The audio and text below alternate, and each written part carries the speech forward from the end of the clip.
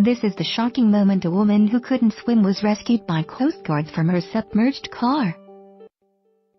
She had become stranded on a beach on the Cumbrian coast as the tide was coming in and was forced to climb to the top of her car to avoid drowning and to escape rising seawater between Mowbray and Beckfoot. She was eventually rescued by a Silop RNLI lifeboat and treated for hypothermia. The lifeboat, as well as Maryport Inshore Rescue, Maryport Coastguard Search and Rescue Team and Cumbria Police were alerted to the incident by the UK Coast Guard at 10:41 am on Saturday. Their footage shows the woman sitting on top of her vehicle with the car completely under the water. Rescue services made their way safely around the car, working out the best and safest way to reach and rescue the woman, as the lifeboat could not get close enough to the car to pick the woman up and she could not swim.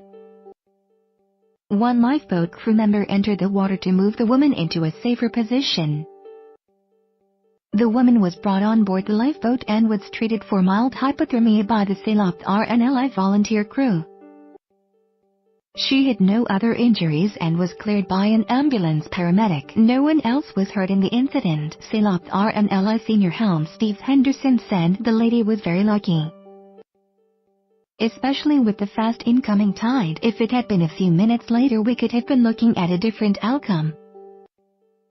The UK and Ireland have some of the biggest tidal ranges in the world, and getting cut off by the tide contributes to a significant number of RNLI rescues every year.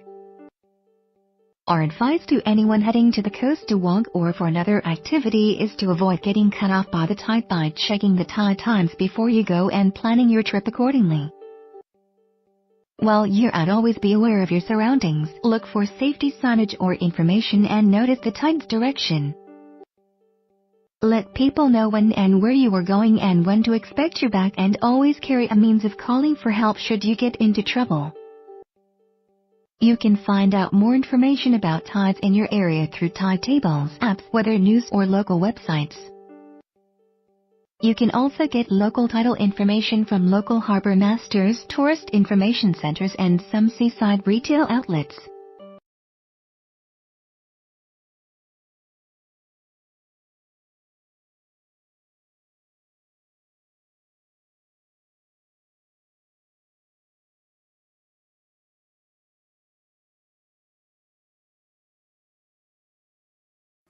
Where the freaks at?